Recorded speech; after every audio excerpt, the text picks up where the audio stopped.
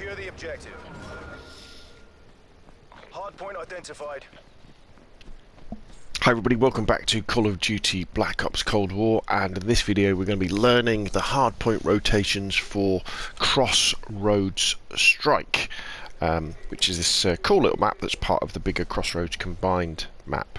As you can see, the first hardpoint is here in the north, and in the description below the video you'll see the list of the hardpoint rotations and a link to a document that has the hardpoint rotations for the other maps as well, so you can start to learn them all. I'm also going to be talking about some tactics you can use sort of to control spawns and kind of the weapons that you might want to be considering using as well. So without further ado, let's do the next hardpoint, which is actually going to be over here. So the way that it works in hardpoint is it's the first team that gets to 250 points. Here we go, here's the next one, down in the southeast. And the way you score points is by being on the hard point or the hill or the flag. You know, this is called a few different names. And as long as your team has one player on the hill or in the hard point, you'll start earning points. You don't get any more points if you have more players on the hard point. So tactically, often it's best just to have one player on, especially if it's a small hard point. If it's a bigger one, you can have two defending from different locations. If an enemy comes onto the hard point, it then becomes contested and nobody earns any hard points either. Hard point points either. So it's kind of rotating around the map. There's normally 4, 5 or 6 hard points depending on the size of the map, and they're relatively easy to remember if you play hardpoint regularly and if you have it to hand. So the next one has appeared, which is over here, which is in the sort of northwest part of the map. Rather handily,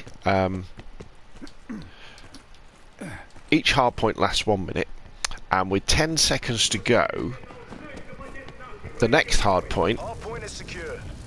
This is quite a good one in here. Lots of places defend in here. The next hard point is shown. It says, you know, next, so you can start legging it away. Now, this has taken away a little bit of the skill of hard point. They never used to have that, but they introduced it in Modern Warfare halfway through the season, I think. So it means that you've got to think a little bit further ahead. So the next hard point is going to be down there in the southwest part of the map, I think, if I remember rightly. Yep, it's going to be down here. So let's head down to this way. So it's going to be here, and you'll see the marker appear in front of me. There it is. Dunk. Next. And the way that I tend to recommend you play hardpoint is you're going to have the advantage because you're going to know the hardpoint rotation. So you're not only going to know where the next hardpoint is, but the one after as well.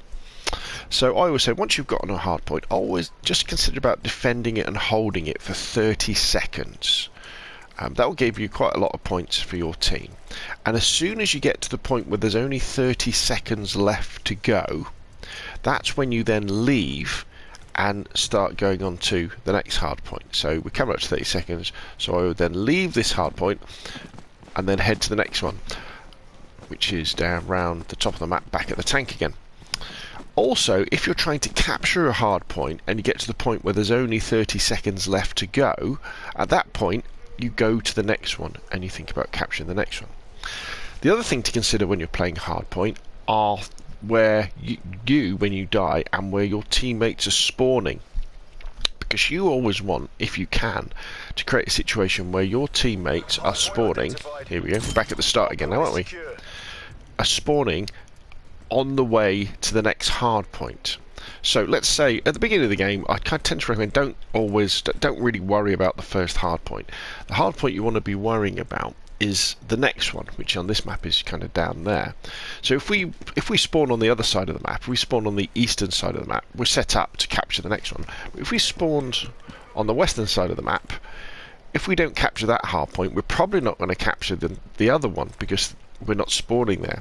So I would suggest forget the first hard point and instead get yourself down to this sort of position so that your teammates will be spawning around. Now when you do this, don't engage other enemies. The whole point is to kind of hang around here ready for the next hard point. So it's the next marker's appeared, so all of my friendlies will be spawning around me here. So that puts us in a great position to push onto this hardpoint Hardpoint located. to then capture Hardpoint it. locked down. And as I said before, you don't really need more than one person on the hardpoint, because if you do, you're inviting a load of grenades and things like that. So one of the things you could do is, we know that the next hardpoint is in the west. So if our teammates are already defending the hardpoint, yes, we could push forward and maybe take up a bit. If our team's doing well, is to move off the hardpoint and get ourselves, say, somewhere like here. Now the next hardpoint is over there. But if we're here, our teammates are going to be spawning here, which means that they can run to that hard point, the existing hard point, to help defend it and hold the points. But you'll see the next marker appear in just a second. There it is. They're also going to be in a great position to push forward to take this hard point as soon as it pops. And that way as well is you're kind of making it easy for your teammates who don't know the rotation order of the hard points, because you're making sure that wherever they spawn, when they're spawning around you in a safe location, they're going to be close to the next hard point or the existing hard point, so they can just run forward and take it. They're not having to run across the whole map. Now this 30-second idea about when you leave with 30 seconds to go, so for example we're hanging on here, so 30 seconds to go. It really does depend on the size of the map. Probably on this size of map, you could probably knock that down to 20 seconds or 15 seconds. If it's a very close match, and you can have very, very close matches in Hardpoint, it can go 249 to 250. I've had that quite a lot of the time. Then stay on the hardpoint and capture all of those points to get your team into a better position. Also, you'll find on certain maps like this one, holding the hard point puts you in a good position to capture the next hard point. That really depends on where the enemies are spawning. So if we look in the top left hand corner of the mini map, if we've got this hard point and we notice the enemies are spawning down there, we know the next hard point is the tank over in the north of the map. So if they're spawning down there, we know we're pretty good to go, and they're attacking along this kind of flank here. We're pretty good to stay here for a little bit longer, because we know we're not going to face enemies when we're pushing around. The other thing that can happen on Hardpoint as well, which I find, is that sometimes when you're playing very well and you're just capturing all the hard points, the enemy team just get really disillusioned, because they can't get a flag, and all they see is you capturing the hard point first time every time. Right, so this one's going to pop in just a second. Oh, sorry, I've gone to the right. Right, so that one's going. There we go. So we're back to the beginning again. So it goes tank in the north. It's called Annex in the southeast. Munitions Storage, which is over in the west. Then it goes to the southwest. Behind those rocks, then comes back to the tank. Now, the names that are in the description below the video may change, because it's a bit odd. They're all called Munitions Storage, so that could be wrong. So now we've kind of done the rotations. Let's talk about weapons. So what am I running here? So I've gone for kind of like a close quarter setup here. I've got the MP5